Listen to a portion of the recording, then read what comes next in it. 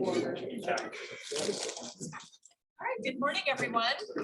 Thank you for coming to our lunch and learn for the month of July, Active Threat Preparedness.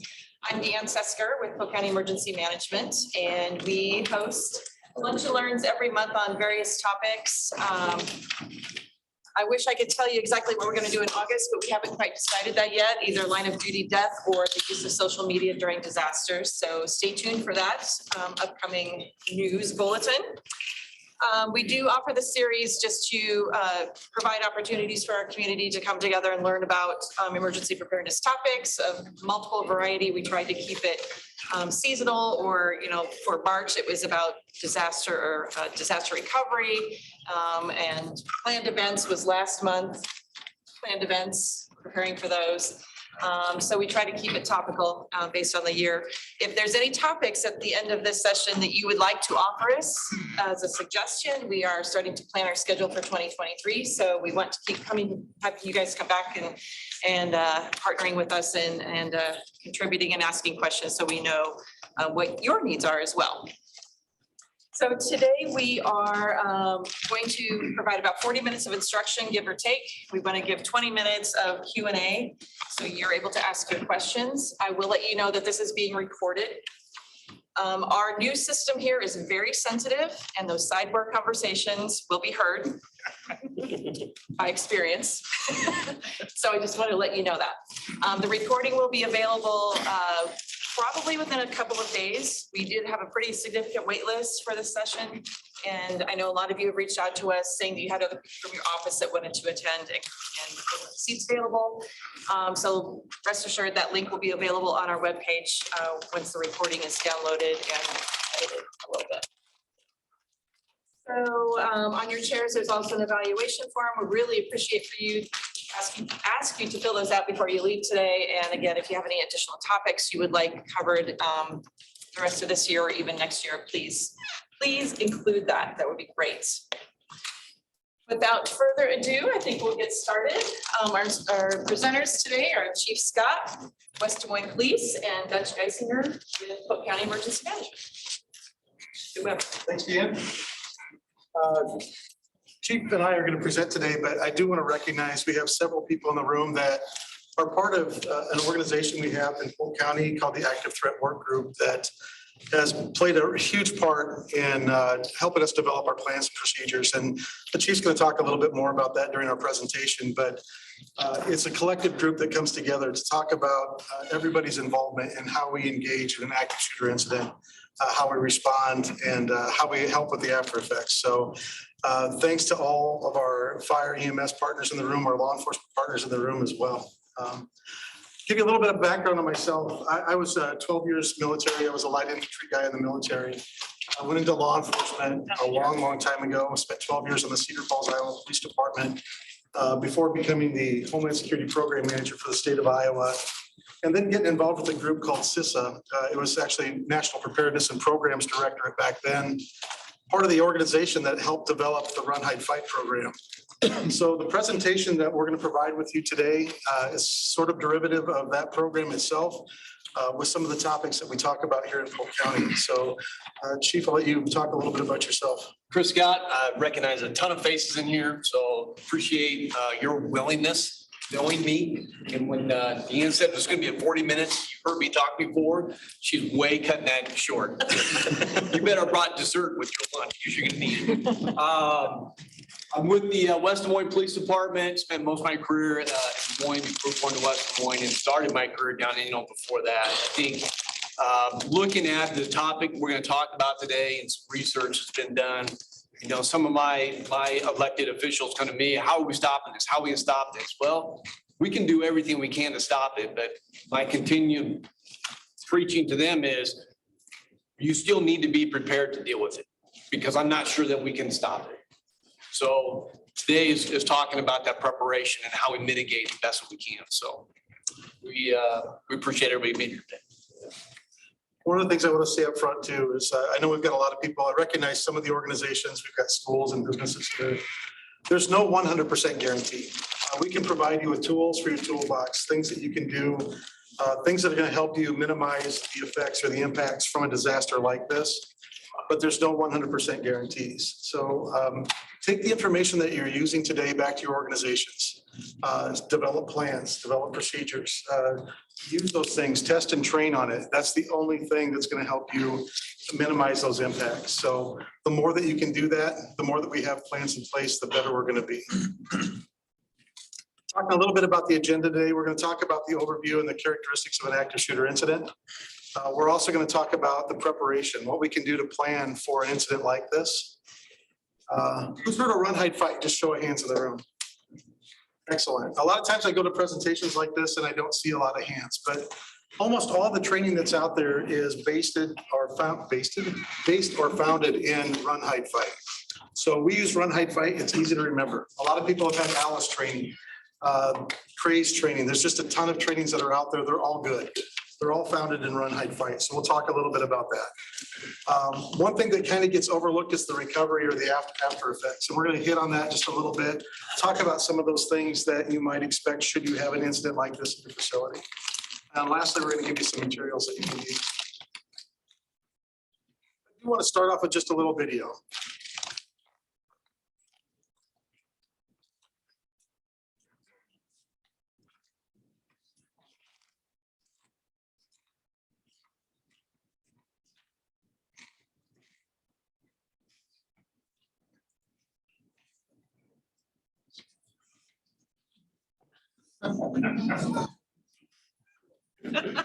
So who's the most situationally aware character in this video?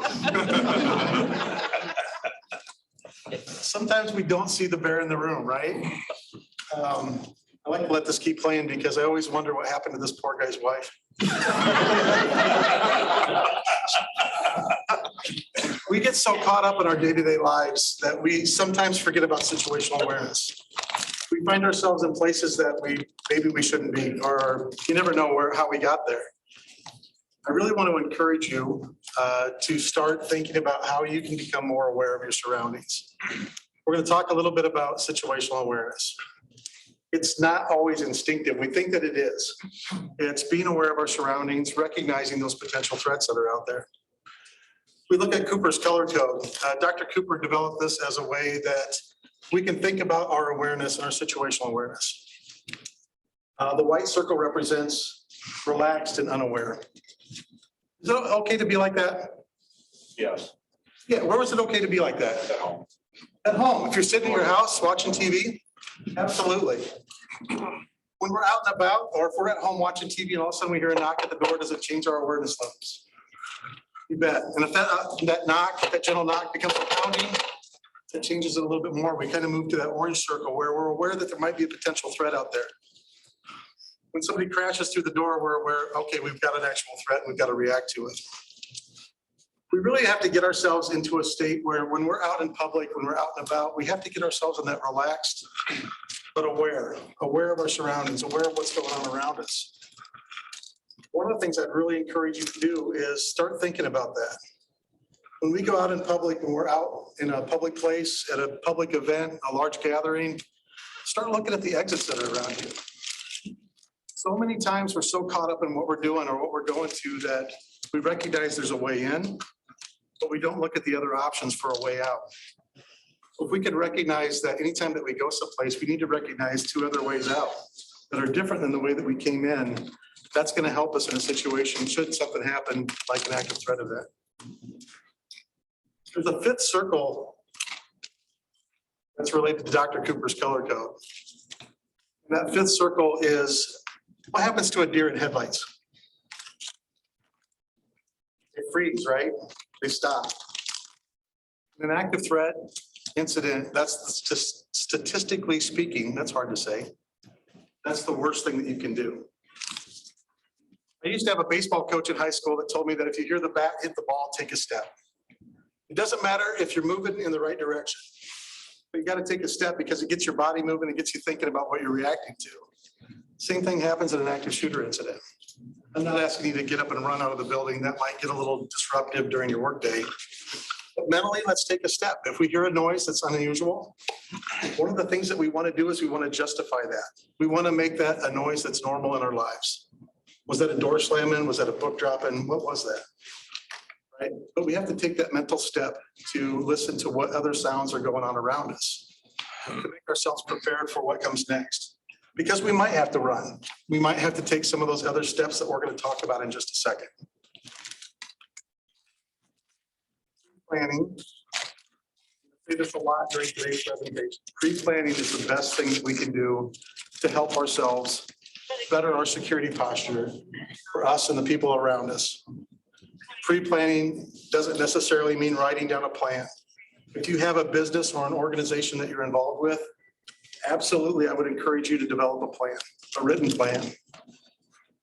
Individually, for your homes, talking to your families, develop a plan. It doesn't have to be a written plan. It can be something that you discuss at a family event. Take a lot of the stuff that we talk about today back to your families. This is all public information. Let them learn from that. Start practicing the things that you hear today. Practice them when you're in your day-to-day lives when you go back to your organizations.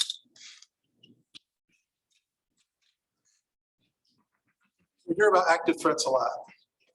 When you think about an active threat, where do you think about that happening? Anybody? This is the interactive part. Public place. Public places, schools. Who said schools? Yep. We hear about it in schools a lot. And why is that? Soft targets. Believe it or not, schools aren't the place where it happens most often. Right? But we hear about it a lot because anything that affects kids, we're going to hear about in our lives. We're going to talk a little bit about the places that these occur. I mean, it can happen anywhere. It doesn't have to be a specific organization. It can be public property, it can be open events, open air events. It can be bars. We've seen it at nightclubs, right? It happens everywhere. We started putting this training together and we used several organizations that I want to recognize. One of them is the commercial facilities sector for the Department of Homeland Security. Great organization that provided a lot of statistics. The Mental Health America was a great sounding board for some of the things I'm going to talk about when we talk about potential indicators of targeted violence. So I do want to give a shout out to those folks, law enforcement, community partners in the subsector, and again, partners in the room actually that helped with that active threat work group that we have here in Polk County. Anyone touch on Chief? I might be a slide late, or a slide early. What, we're talking a lot about training. And there's a lot, I see there's a lot of law enforcement, a lot of public safety, and it's a world we live in. And so I'll give you an example of an observation that was different. I mean, for my wife and I went to Las Vegas here about 1.5 years ago. We're walking out of a casino and I watch a theft take place where you see the guy walk in, you know what he's gonna do. All the indicator signs what this guy's gonna do. He's watching the employees. He's looking for his opportunity, seizes the opportunity. He grabs what he's got to do. The employee sees him. They chase him down the hallway outside. I watched the whole thing. My wife and I, we just kept walking. I'm not gonna intervene on a simple theft of a candy bar or whatever it was he stole. I don't know what he stole, but he stole something. But I'll follow, thinking, man, there's gonna be security coming out. This is gonna be out of Disneyland in Vegas. That's not a big deal. So, but my wife saw nothing, nothing. We went out into the street alleyway area where there's a bunch of restaurants and bars and stuff. And my wife, I know she's oblivious. We're going to go to this one place. And so while we go there, she goes inside. I said, I'll catch up with you. And I continued to follow the guy because I know somebody's responding to this. But once he goes inside someplace, I figure, well, someone's coming. I go back, my wife goes, what were you doing? Well, that guy that just stole the stuff in the store, I followed him. And she's like, what? We're not trained. Unless you do this for a living, you're not trained. What we're asking people to do is to become trained. I'll give you another example. Some of you know this, especially in law enforcement. West Virginia University had a shooting. That shooter practiced, went to a shooting range and practiced shooting targets that he strategically placed on the ground. Why? Why would you shoot targets on the ground? What's everybody gonna do when you go into the school? They're going to the ground. So he wanted to practice that. People saw that. And I'm not criticizing the father and the son that saw this. I'm not criticizing them because they hadn't trained to say, that's messed up, that's weird. Because had they reported that, I think law enforcement is going to follow up on that and say, what is going on? That's just not normal. Maybe we were able to prevent something. But obviously he was preparing for what he was going to do in the future. We have to, as just the citizens in our community, we got to train ourselves to see what's suspicious and to be willing to say, I don't know, I'm going to make a phone call. And if we start getting those phone calls, we start following up, maybe it puts us in a better position to play some more defense. Before I go on, Chief used his wife as an example. I will probably do that later on. Please don't tell them. Personal favor. Continue with the active shooter. We're going to touch on what the chief spoke about a little bit more later on too, but I do want to say that we think about it in schools, but the truth is it can happen anywhere. And there's really a no one size fits all perspective of an active shooter incident. When we started putting this presentation together several years ago, we looked at over 400 types of incidents that happen across the United States. What we found was there's no venue. There's no set perspective on what weapons people will use. We looked at everything from hammers to guns to everything under the sun. What we did find is there's certain characteristics that we could hone in on that were similar between the shooters and those mental health aspects that go into it. So we're going to focus on that as part of the prevention piece of what we're going to talk about today. I do want to give you a little bit better idea. This is mass shootings that happened in the United States from May 6th of this year to June 6th of this year. There's 69 mass shootings, 94 killed and 332 injured. There's a difference between a mass shooting and an active shooter.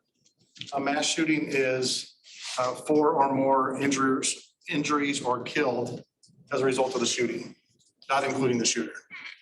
Okay, that's a little bit different. An active shooter is somebody out looking for targets in the open at a public venue, those kind of things. What I wanted to say about this slide, though, you're going to notice, if you could actually read it, I tried to include them all on the slide. You can't read the slide. But it's not just Chicago. It's not just Los Angeles. It's places where there's 30 residents. It's places where there's thousands of residents. It can happen anywhere.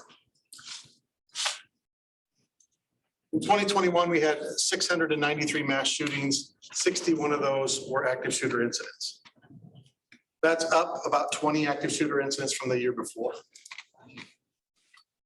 We've noticed in general, mass shootings and active shooter incidents are on the rise across the United States. That's why we're holding the classes like we're holding today.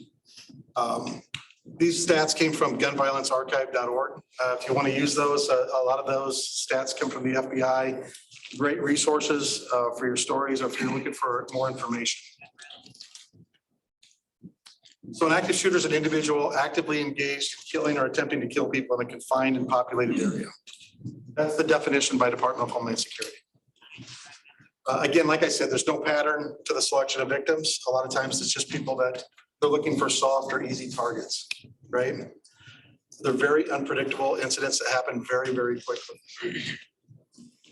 Anytime we're facing anything like this, the preparedness that we do, the development of those plans, training on those plans, practicing what we've learned is going to be the key to prevention of major incidents. It's going to make it so that we're better prepared. We know where we're going to go should something like this happen. From the time my kids were very, very small, I've trained them that anytime they go to an event, I don't care if it's a football game at the high school, soccer game, concert, whatever it is, if you're going in someplace, no 2 ways out. That's one of those things that I'd like you to take home and start teaching your families. My wife and I, speaking of wives, we went to dinner at Valentine's last year. We went to a very nice restaurant downtown Des Moines with tablecloths and all that good stuff. And as we sat down, I asked her where her 2 exits were. Apparently that's not romantic. but she knew. So kind of a win. We've got to prepare ourselves. We got to prepare our families and our friends and our employees. We got to know what we need to do in an incident like this. So we talked about schools a little bit, but in reality, 60% of all of our active shooter incidents happen in businesses and business premises, either in open areas or in the confined space of the business themselves. A little bit more on the statistics of where incidents take place. Like I said before, it can happen anywhere. These slides will be available after we're done today, so you can take a better look at this. Again, I know the writing's very small, but a lot of incidents happen. We do see a number of schools, 44 in this particular slide, but 96 were the businesses. 96 in the open to pedestrian traffic. Businesses closed to pedestrian traffic, 41. So a huge majority there. Chief touched on this already. Pre-planning occurred in almost every incident. How often do we hear on the news after an incident happens that, man, I noticed that so-and-so was acting differently? Well, did you say anything to anybody? No, I didn't. I didn't feel it rose to that level. Right? I want to talk to you about some things that you might see as potential indicators of targeted violence, because we've got to start recognizing those. What do you call people that tell on other people? A rat, what else? Snitch. How many of those have good connotations? Not very many, right? When we think about that and when we hear that from other people on incidents that have happened in the past, we think about, well, I didn't want to tell on somebody, right? I want to change your mindset, because in every single case that we've looked at, that person had issues that needed help. They needed some assistance, they needed support, they needed treatment of some sort, right? When we think about it, I don't want you to think about stitching on somebody or telling on somebody or ratting on somebody or narking on somebody. I want to think about getting them the help and support that they need, so they don't think that violence is their only option. If we recognize those characteristics that I'm going to talk about in the next two slides, we've got to think about how we're going to get that person some help, so they don't think that violence is their only option. I don't know what your policies and procedures are, but I would encourage you that if it gets to a level where you're seeing multiple incidents or multiple symptoms that I'm going to describe on the next couple of slides, contact law enforcement, right? Chief, I don't know if you want to touch on law enforcement's reaction to getting a call about things like this. Well, I think the first thing that we need to acknowledge is mental health has always been around. It's just that in the last 10, 15 years, we recognize that we got to deal with it more than we have prior to that. We have some mental health, and so I'm humble enough to say that we as a department are going to address our mental health issues, because we don't escape them. If I have a problem at my health or at my home, you know, whatever that problem is, it's causing me stress in my life, I don't leave that at home. I bring that to work with me. It happens in every business that you're at. People are bringing with them everything that's on their shoulders. And we could talk about suicide. Everybody that commits suicide that I've heard of, specifically in law enforcement, goes, no way. Man, that guy's squared away. He had everything going for him. And the message is, everybody carries a load. Everybody does. It's how you manage that load. It's how you deal with that load. And so when we look at the community and people that are reaching out because they think, oh my gosh, somebody's got something going on, they're missing work, they're more agitated, Dutch is going to go through the indicators more. Somebody's struggling to manage their load. And how can we help? And that's the phone call that we're asking people to make. Recognize the indicators, know when to make the phone call. If you want to start with, human resources, that's a good start. But at some point in time, it's okay to call law enforcement, because all we're going to do is we're going to validate. We're going to validate. We just a little research, maybe knock on a door and say, hey, are you okay? You know, what's going on? A lot of departments have gone to some type of crisis intervention team. We are too, to do those exact follow-ups that we're going to talk about right now. So the phone call is not an annoyance. I think that's the first step to maybe preventing something bigger. And that's the key. We want to get to what we call left of boom. In the emergency management community, we want to interfere with that event before it happens. So we don't want to be reacting to an incident. We want to prevent that incident from ever taking place. I'm going to talk about potential indicators. And these are potential indicators, right? Just because somebody displays one of these characteristics, it doesn't necessarily mean that they're going to be an active shooter. When we start looking at the compilation of events or these types of indicators, and you see more and more of those in a person, it might be a red flag, and it might be time to talk to somebody. Now is the time to get to know what your employee assistance program says. If you start seeing things like this, is there a way that you can report these things anonymously and get that person some help, right? When do you find out what your car insurance policy says? Right after the accident, right? Don't wait until after an incident to find out what your employee assistance program says. Now's a great time to start finding those things out. Some of the indicators, when I talk about the indicators, one other thing I want to say is that these are changes that we see in a person's personality. It's not necessarily Angry Bob. And Angry Bob is that person that they operate at about a level 2 of anger all the time. They're upset because somebody moved their stapler on their desk or somebody parked in their parking place or, but that's how they operate all the time. Some of you are smiling at me and some of you are just staring at me. And if you're just staring at me, you might be Angry Bob, just so you know. I'm talking about that person that's always been productive. They've always been active. They've always been engaged and involved, and all of a sudden they're not anymore. You're seeing things like talk about violent incidents. I don't mean just general talk of, man, did you see what happened last night? This is excitement. This is, did you see what happened last night? Did you see how many people were killed? They're excited about it. They start talking about dangerous weapons.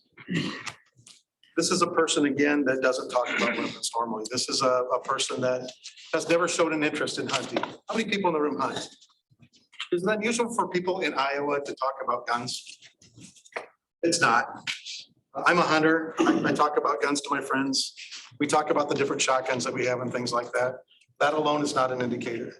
But it's a person that's never talked about weapons before, never mentioned weapons. All of a sudden they have a strong interest and they're trying to talk to people that do have weapons about things, right? Expression of paranoia, depression, mood swings, overreaction to workplace changes. All of those are potential indicators. Some of the things we see, some of them we don't see, and some of the feelings we might not see. Depression or withdrawal, that might be indicated by something that person, like I said, that's always been outgoing. Now they're not coming to the parties at the workplace anymore. They hang back in their office, they want to be left alone. Some of them are going to be very obvious and not coming to work. Drug use, alcohol abuse, those kind of things. Again, I'm not going to read to you from the slide, but recognize the things that are on the slide. Intense anger, hostility are things that, and those violent mood swings. And that's somebody that's never had those before, and all of a sudden they're upset about everything at work, right? I'm going to show you another video, and this is the tough one. So while Deanne's getting this switched around a little bit, I'm going to keep talking. Again, I want to say that it's really important that know who you can talk to about these things. We have to get to a point in our society where we're not hearing on the news anymore that I recognize all those things in that person and I didn't say anything to anybody. What happens if you're wrong? Nothing. Nothing happens if you're wrong, right? We can talk to somebody, we can express concern. A worst case scenario is somebody's having a really tough time in their life and you talk to them about what's available to them on their employee assistance program and they get some help and they get somebody to talk to, right? It doesn't necessarily mean that somebody's going to show up and drag them away. It just means that we're trying to get them some help. Show you another quick video. You can't take half of my money. I'm the one who works for it. Lawyer, do something about it. She's in the house too? What are you, blind? Hey, this is my parking space. come on, Mark. I got here before you did. Mark, there are plenty of other parking spaces back there. Mind your own business. This is between me and her. Look, you saw me use a turn signal. It's ridiculous to get upset over a parking space.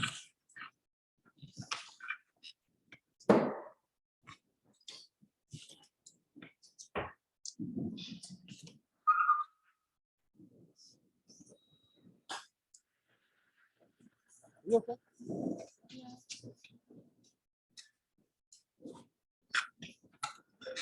Hey. Hey. Hey, Lee. Good morning.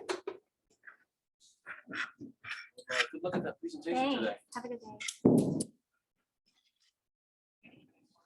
What is eating Mark? He used to be one of the nicer guys around here. I don't know. But he's been really difficult to work with lately. The other day in a meeting, I heard he left in a huff, and last week at lunch, okay, I saw it. He totally flipped out because the waitress got his order wrong. Well, I heard he was going through a really messy divorce. Oh, that's no reason to threaten your coworker, you know? Mhm. We should go to HR. I really don't want to do that. I don't want to spend my whole morning at HR. Hi. Hey, I heard about what happened in the parking garage. Are you okay? Yeah. Yeah, it's just not a great way to start your morning. Kidding. How did you hear? Office gossip, but don't worry, I will take care of it. Okay? Thank you. No problem. gotcha. All right. See you. See you. Bye. Have a good day. You too. Thanks.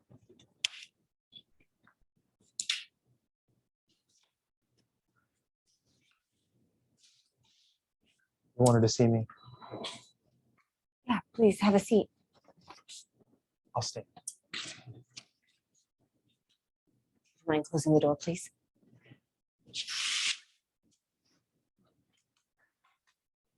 Mark, I heard about the incident today in the parking garage.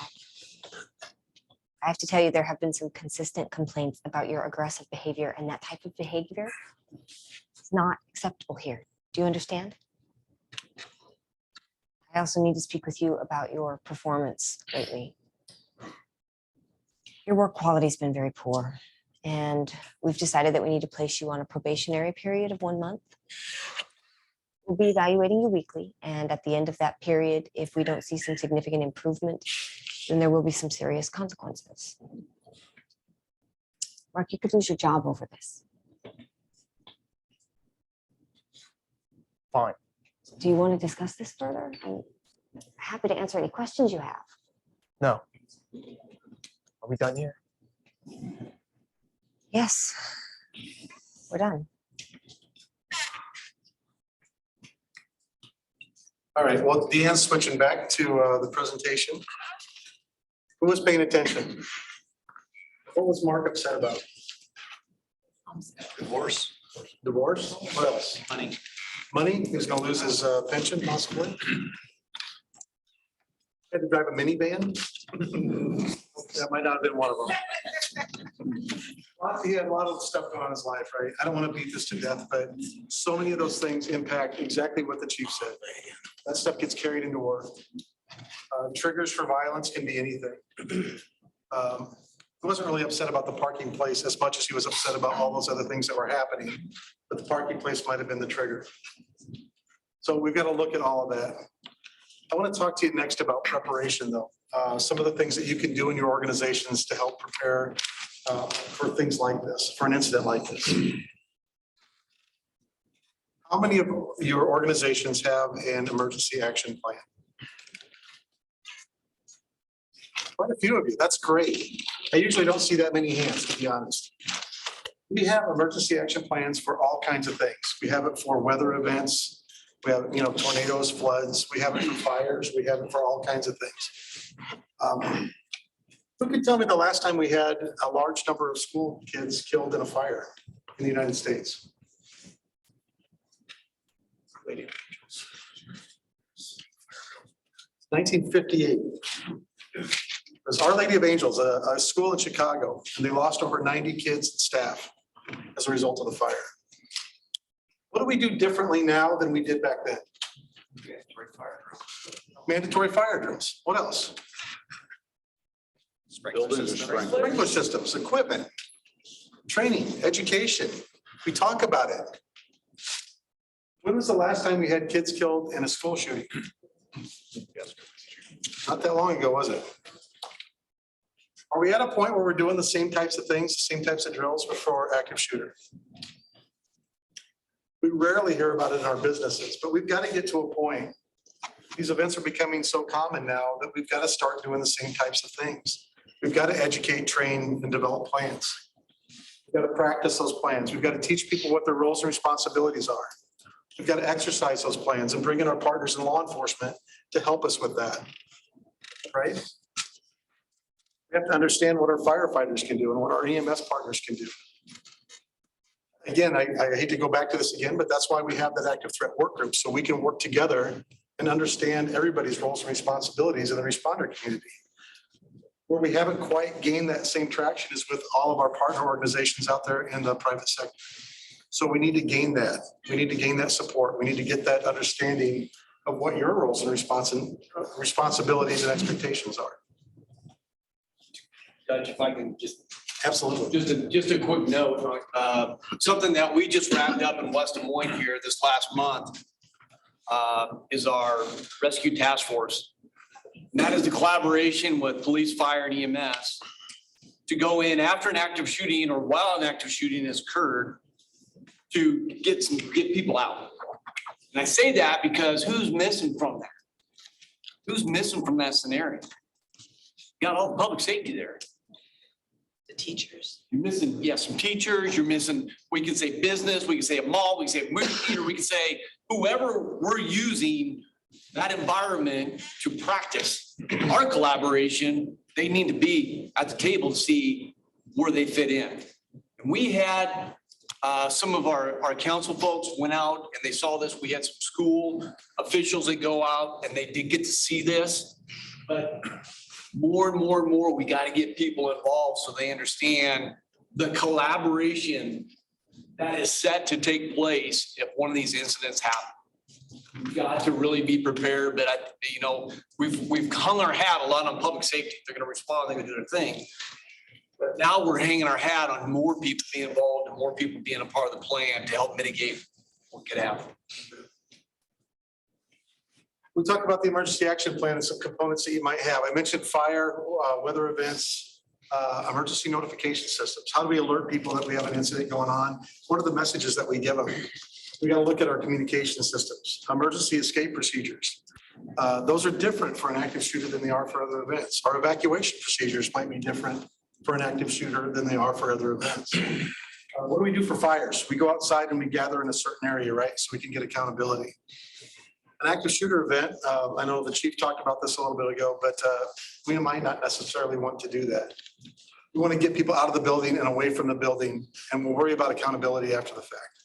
Still something we need to consider. It's still very, very important that we get accountability, but the most important thing is to get out and get away from the incident itself, get away from the threat. Contact information, making sure that we know who's on your employee assistance program. We have to know who's there. So all of those things go into the development of an emergency action plan. I know I'm talking a little bit fast right now, but I'm afraid a giant hook is going to come in from the side and pull me out. So we have to make some considerations for the planning. We have to train, we have to educate all of our employees.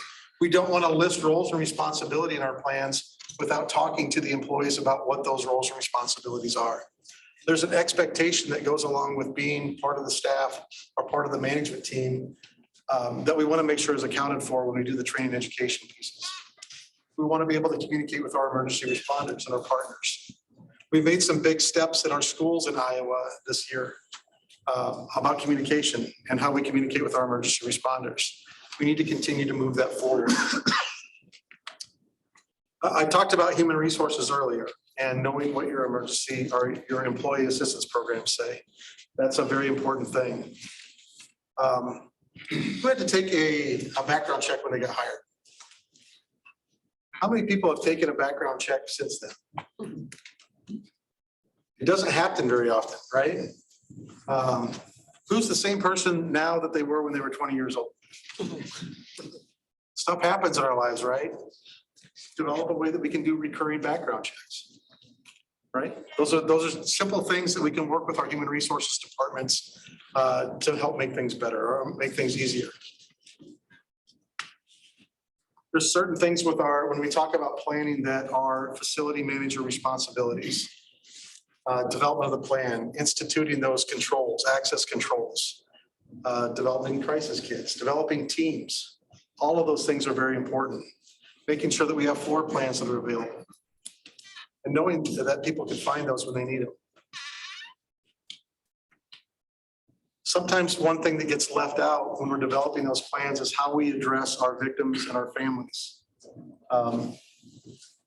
That's really got to be a consideration up front when we start the planning process. It's really important to remember that the post-traumatic stress, the critical incident stress management is a very, very long-term thing. Anybody remember when Sandy Hook happened, Sandy Hook Elementary shooting? They're still treating people for PTSD from that. Not necessarily people that were in the building, but victims, families, those kind of things. It's a very long-term process. So we've got to account for that in the planning process. We got to think about returning to work. Speaking of Sandy Hook, does anybody remember what happened to that building? Tore down. Tore it down. Didn't want people going back there. Riverside, California, they had a 680,000 square foot building. They had a shooting, the Christmas Eve shooting, if anybody remembers that. No two remnants of carpet were ever the same again in that building. They completely gutted it and remodeled it because they wanted people to feel comfortable to come back to the building. So they wanted it to be a completely different facility. There are a lot of long-term things that we have to think about in the upfront planning process. We've got to think about how we communicate internally. What instructions are we going to give? And again, that's during the incident and after the incident. We got to think about how we communicate with the families and what instructions we want to give. We got to think about who we need to communicate with externally. And again, that's both during the incident because we have a lot of people that visit our facilities. We got to let them know it's not safe to come here right now. How do we do that? We got to work with our media partners and have them help us get the message out that we want to get out. And lastly, we got to think about how we continue our operations after an event like this. Do we have business continuity plans? Continuing of operations plans, continuity of government plans.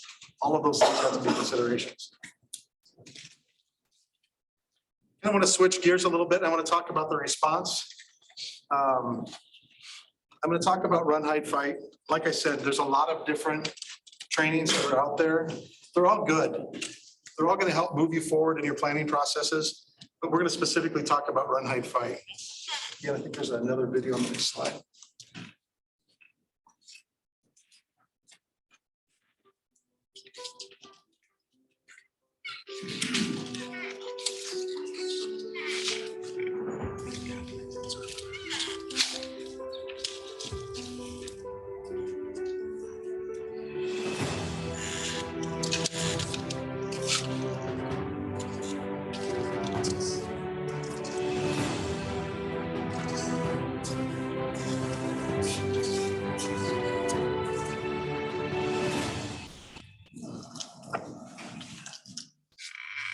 Active shooter events can occur anywhere at any time and frequently involve individuals attempting to kill others indiscriminately. These events are unpredictable and can evolve quickly.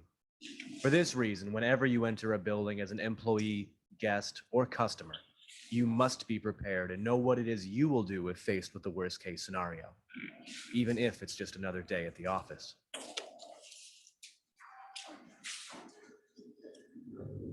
Last night, every time I closed my eyes, all I could see were slide decks.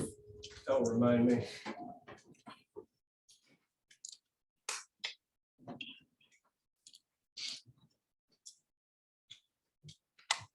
Sorry, I'm late.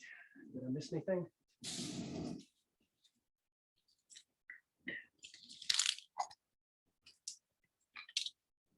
Hey, you got a minute to catch me up on that thing? Yeah, come on in. Is Amelia here too? Let me grab it, okay? Yeah, thank you.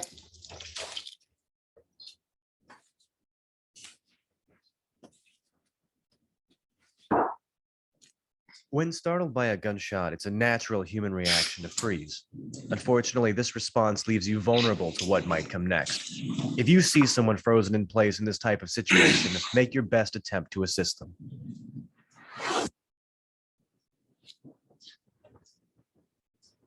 I think it's critical that we find a way to make sure this doesn't happen again. We've wasted way too much time.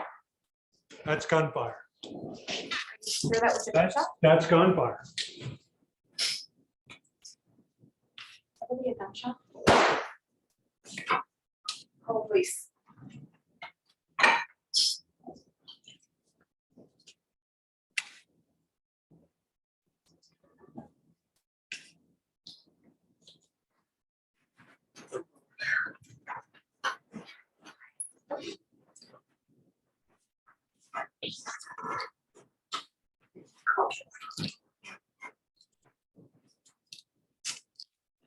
If you can't easily evacuate, the best option is to hide. Lock the door, stay close to the ground, and try to find cover from any stray gunfire that may penetrate the walls. If you're able, call 911.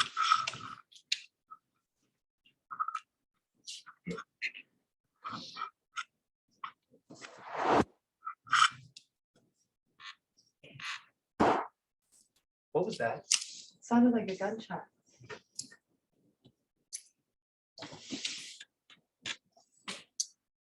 What should we do? Come on. Let's get out of here. When possible, the best alternative in an active shooter event is to run. If your path is clear and you can safely reach an exit, evacuate as soon as possible. Of course, some may not have such easy access to a safe exit. In these situations, you must decide for yourself whether it is best to evacuate or to hide. As with any of these options, if you do choose to run, commit to this action. And remember, police will be arriving to assist you and to evacuate the wounded, so be sure to keep your hands up and empty as you clear the building. Otherwise, put simply, don't stop running. Once clear of danger, make contact with 911 to assist their response by providing them information about the shooter, the weapons they're carrying, and the amount of wounded that may still need medical assistance.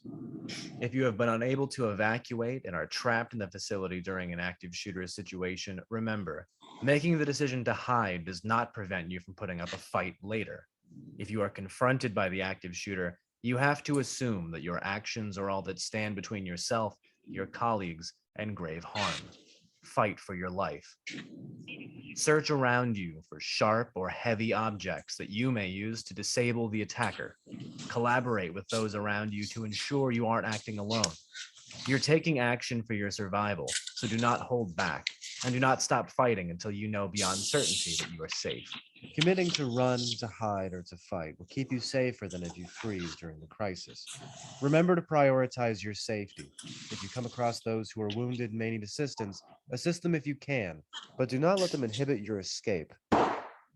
As an individual, the most important thing you can do to keep yourself safe, whether it is to run, hide, or to fight, is to commit to your decision and to continuously reevaluate the situation.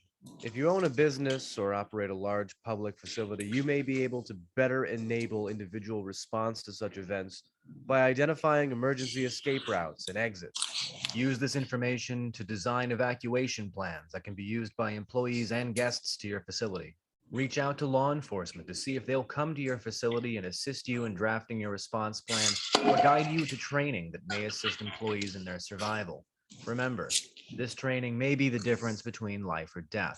See about technology you may be able to incorporate to make your facility safer, which may include audio or visual cues for those with access and functional needs. Plan for and train your employees to assist those who may not be able to run, hide, or fight. Equip them with a first aid or a go kit, an emergency ladder in case you're not on the first story, and explore the possibility of mass notification technologies, which may enable you to alert those in the area of any present dangers. Of course, the hope is that neither you nor any of your friends or colleagues will ever be confronted with an active shooter situation. However, should the worst case occur, know that you can always run, hide, or fight. The video is very quick. That's available through CISA. online. You can find it just about anywhere. We're going to kind of touch base with each of those areas, run, hide, and fight. They covered them pretty quickly. We're going to just touch on them real quickly because I know I'm running out of time. But it's really important that you understand that this isn't kind of a linear process. It's not run, then hide, then fight. It's, you know, your own abilities and you know what you're capable of. When you talk to your employees about the options, that they understand these are options for consideration. They know if they can run, they know if they can get out, they know if that's not an option for them, that hiding and fighting back might be possibilities. So understand that these are things that you can put in your toolbox, but start training with those things now and understanding which one of those things is available to you.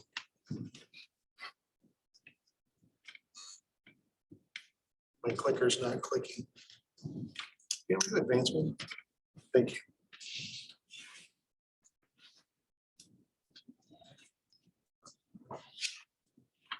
When we talk about responding at your organization, there are just a couple things I want to hit on from this slide.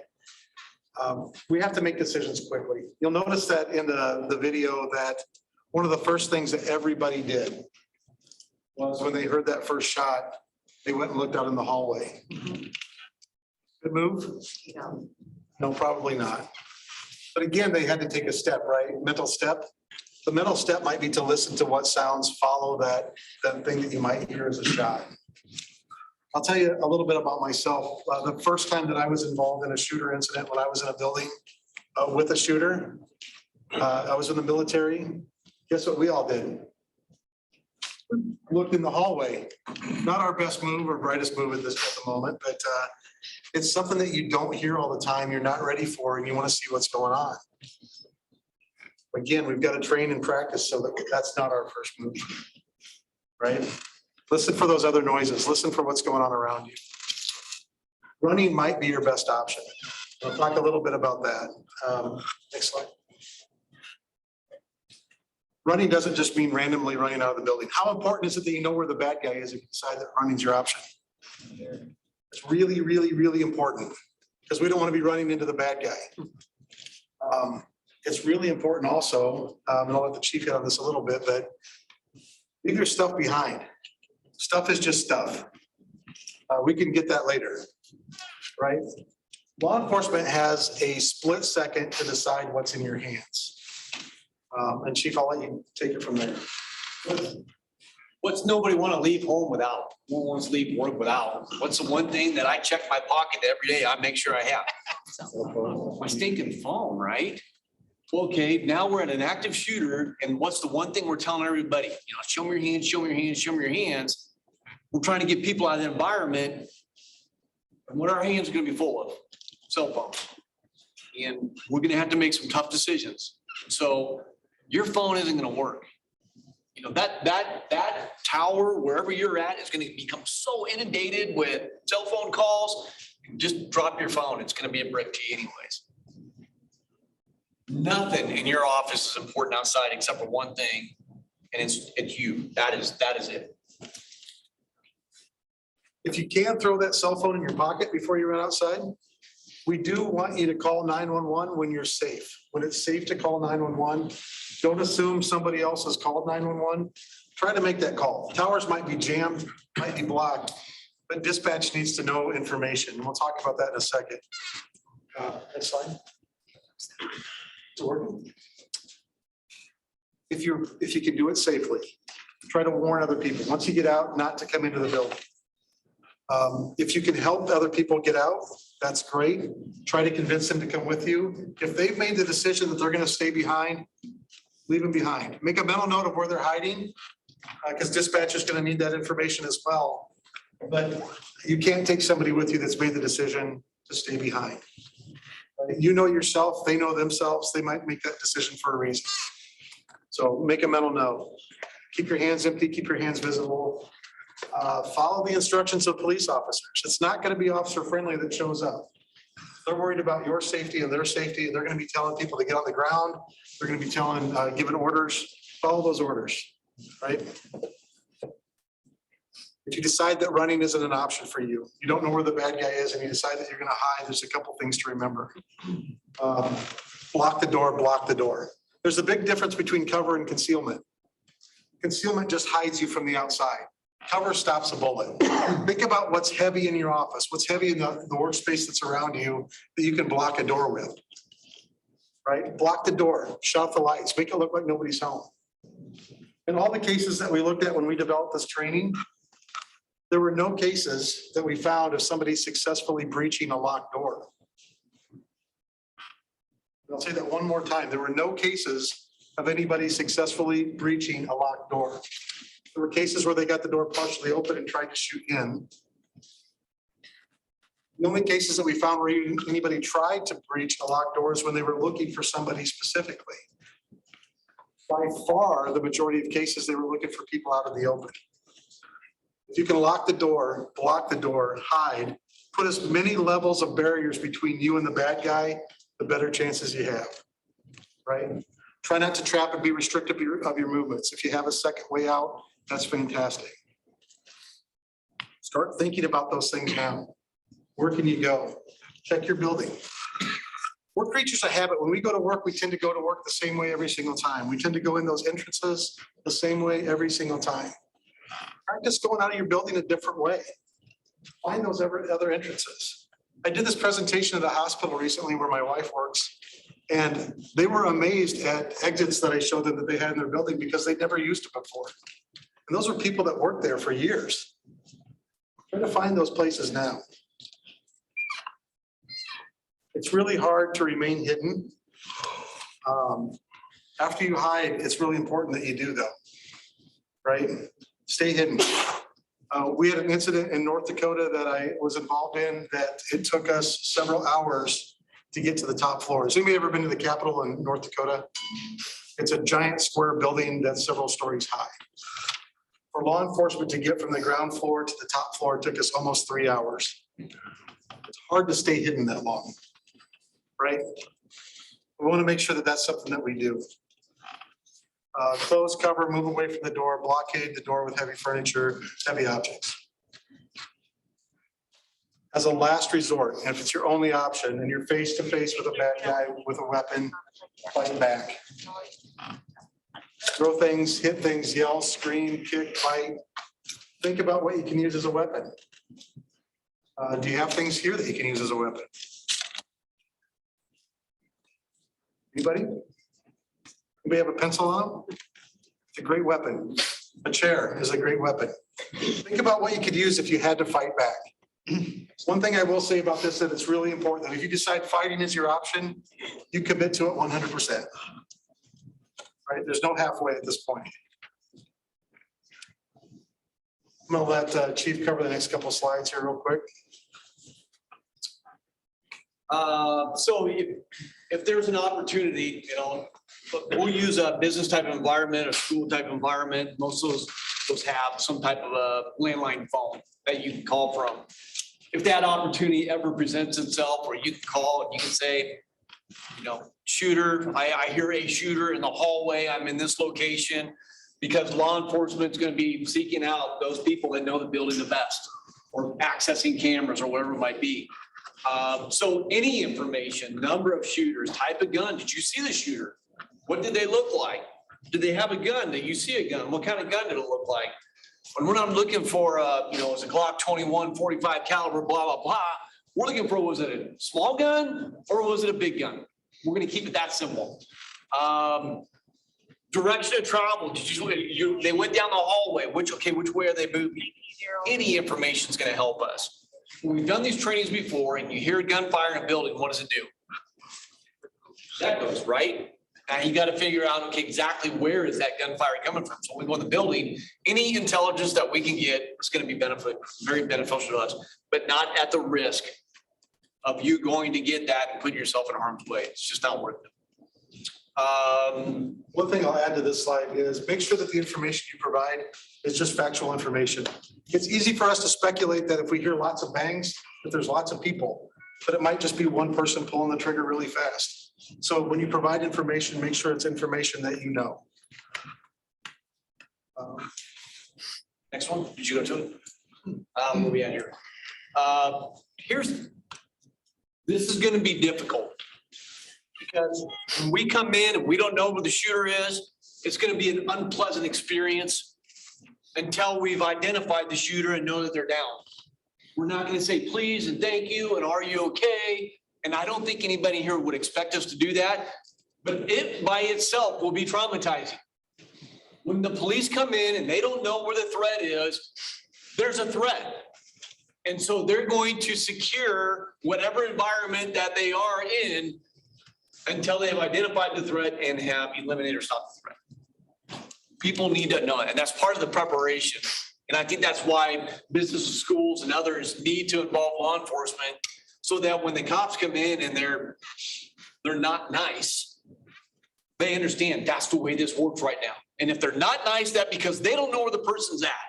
And if they do come in and they're nice, they're trying to help you, you can feel like, okay, they got the bad guy. Because that's only the time that that's going to happen. What did I miss on that? No, you're good. We're going to kind of rush through these last couple of slides because we're already at our time limit. I apologize for that. You can tell both the chief and I are very, very passionate about this. There are some things that we want to talk about recovery. One thing is reunification. It's important in the planning process to make sure that we talk about how we get our families, our members of our teams back with their loved ones again. One thing that I will say is that options of coordination with emergency management for establishing a family assistance center might be an option that's available. Our law enforcement, fire, and EMS partners know how to do that. Emergency management can help provide some assistance to those folks. Open a center that we bring in those people that have that mental health capability to talk to people to better understand what their needs are. So we'll work with our law enforcement partners, fire and EMS to help establish a family assistance center. It's really important to work with our media partners to make sure that we're getting the right messages out. There are some things that are available online, materials through the Department of Homeland Security for active shooter. If you'd like to distribute those to your partners. There's also a class that you can take that's Independent Study 907 on the FEMA website. That is a pretty darn good course. So if you'd like more information other than what the chief and I talked about today, that might be an option for you. And with that, this is our contact information. You can reach out to us anytime. The presentation will be available on our website.